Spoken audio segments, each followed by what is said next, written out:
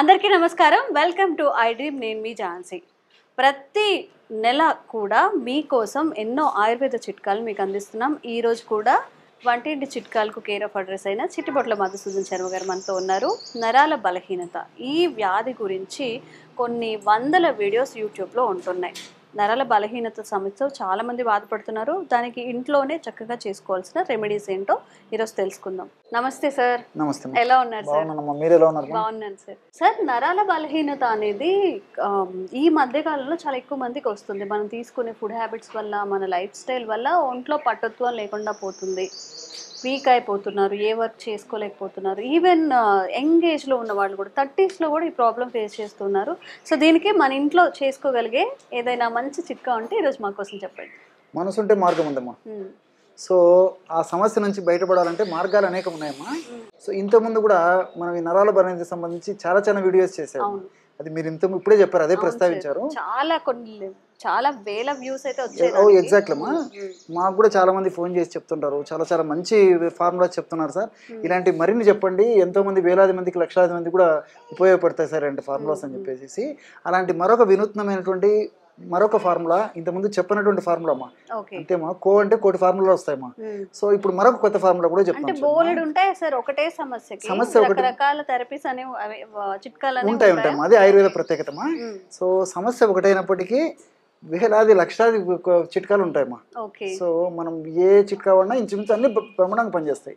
అలాంటి వాటిలో ఇప్పుడు నేను చెప్పబోయేది కూడా చాలా అద్భుతంగా పనిచేస్తున్నామా. సో నరాల బలహీనత, దీన్నే నర్వస్ వీక్నెస్ అంటారమ్మా. కొంతమందికి ఈ నరాల బలహీనత షుగర్ వ్యాధి ఉన్నప్పుడు కానీ, లేకపోతే ఓవర్ వెయిట్ ఉన్నప్పుడు కానీ, లేకపోతే బీపీ లాంటి సమస్యలు ఉన్నప్పుడు కానీ, ఇలాంటి వాటి వల్ల కొంతమందికి కలుగుతుంటుంది. కొంతమందికి ఏంటంటే వాళ్ళు వాడేటువంటి ఆధునిక కృత్రిమ రసాయన ఔషధాలమ్మా, ఆ మందులు వాడుకోవడం వల్ల సైడ్ ఎఫెక్ట్గా నరాల బలహీనత కలుగుతుంటుంది.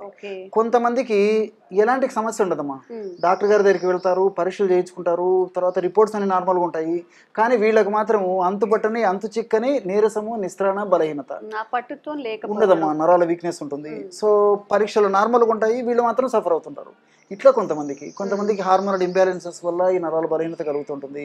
ఈ విధంగా కారణాలు కొన్నిటికి స్పష్టంగా చెప్పగలిగితే, కొందరికి ఎలాంటి స్పష్టమైనటువంటి కారణం లేకుండా కూడా ఈ నరాల బలహీనత వస్తూ ఉంటుంది. ఏది ఏమైనప్పటికీ నేను చెప్పినటువంటి ఫార్ములా ద్వారా వాళ్ళకు ఉన్నటువంటి నరాల బలహీనత సమస్యకి చాలా త్వరగా, శీఘ్రంగా, సత్వరమే, వెంటనే ఇప్పుడు మనం చెప్పుకోబోయేటువంటి ఔషధం పరిష్కారం చూపిస్తున్నామా. చాలా మందికి తెలియదు, ఇంతకుముందే చెప్పాను కదమ్మా, సూక్ష్మంలో మోక్షం. ఔషధాలు తెలిసిన తర్వాత మరి నిజంగా ఇంత ప్రభావం ఉందని చెప్పేసి అనుకుంటామమ్మా.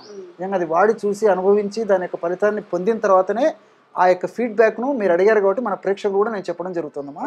సో దీనికి కావాల్సిన పదార్థాలు మూడేమూడమ్మా. మొట్టమొదటిది అశ్వగంధ చూర్ణం అమ్మా. సో అన్ని కూడా ఇక్కడ ఉన్నాయమ్మా. అశ్వగంధమ్మా. సో అశ్వగంధ చూర్ణం ఈ నరాల బలహీనత, నరాల బలహీనత తగ్గేదానికి చాలా అద్భుతంగా పనిచేస్తుందమ్మా.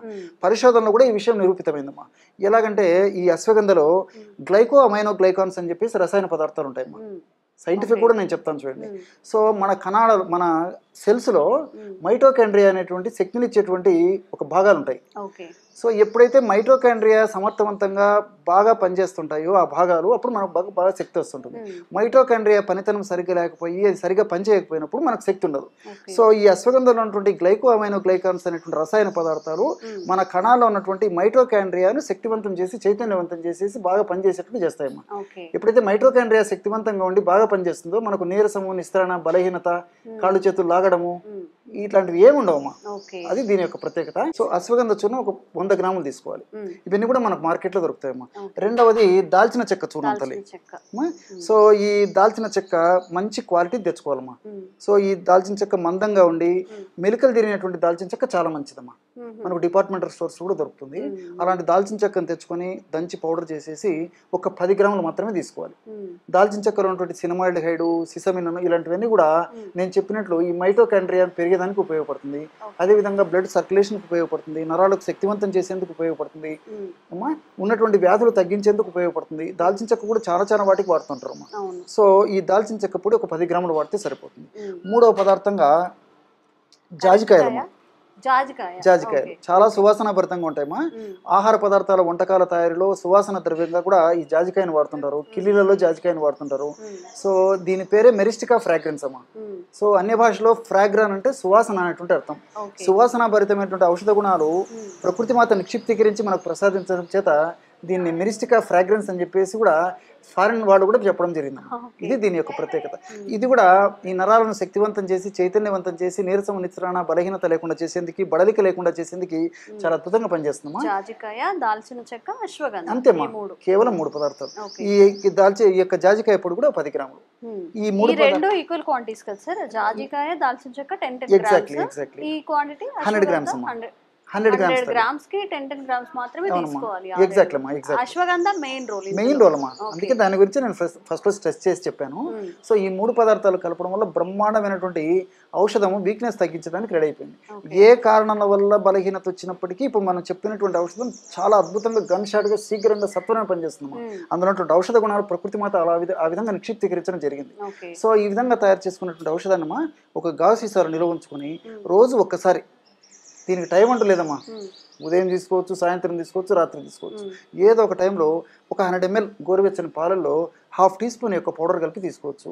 లేకపోతే అది సాధ్యం కాదు, కొంతమంది పాలు వాడుకోరు, అలాంటప్పుడు వాటర్లో కలుపుకొని తీసుకోవచ్చు. కొంతమందికి టేస్ట్ ఉండాలంటారు, అలాంటి వాళ్ళు పాలతో తేనెతో తీసుకోవచ్చు. కాబట్టి ఏ పద్ధతిలో తీసుకున్నప్పటికీ దీంట్లో ఔషధ గుణాలు మాత్రం చాలా అద్భుతంగా పనిచేస్తాయి. అది యొక్క ఔషధ యొక్క ప్రత్యేకత. ఎలా తీసుకోవాలి సార్? క్వాంటిటీ డైలీ తీసుకోవాలా, డే బై డే? డైలీ తీసుకుంటే మంచిదమ్మా. కాబట్టి కొన్నాళ్ళ పాటు డైలీ తీసుకొని కనీసం ఒక 1 month కానీ 40 days కానీ ఒక మండలం తర్వాత అవసరాన్ని బట్టేసేసి వారంలో 2 సార్లు కానీ, వారంలో 3 సార్లు కానీ, వారంలో 1 సారి కానీ పరిస్థితిని బట్టి తీసుకుంటుంటే సరిపోతుంది. అయితే మనకి అన్ని కూడా విరివిగా దొరుకుతాయి. ఒక్క అశ్వగంధానే మనం ఎక్కువగా ఇంట్లో యూజ్ చేయము, బట్ ఇవి ఏదైనా ఆయుర్వేదిక్ స్టోర్స్ లో దొరుకుతాయి కదా సార్? దొరుకుతుంది. ఇంకోటి కూడా ఇక్కడ మనం మరొక విషయం కూడా తెలుసుకోవాలమ్మా.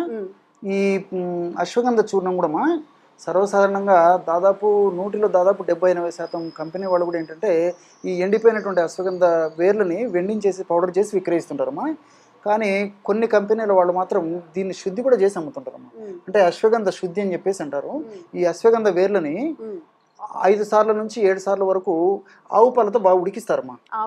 ఆవు పాలతో ఉడికించేసేసి ఎండబెట్టేసి పౌడర్ చిత్తగా తయారు చేసినటువంటి పద్ధతులు అయితే మరింత సత్వరం, మరింత శీఘ్రంగా, మరింత శక్తివంతంగా పనిచేస్తున్నామా. ఇంకా చాలా బాగుంటాయమ్మా. సో అందుబాటులో ఉండి ఆ విధంగా సేకరించుకోగలిగితే ఆవు పాలతో శుద్ధి చేసినటువంటి అశ్వగంధ చూర్ణాన్ని ఈ ఫార్ములాలో వాడుకోగలిగితే మంచిది. మరి అందరికీ సాధ్యం కాకపోవచ్చు కదమ్మా. సో మనకు స్టాండర్డ్ కంపెనీ వాళ్ళు తయారు చేసేటువంటి ఏ అశ్వగంధ చూర్ణమైనా పనిచేస్తుంది, ఇబ్బంది.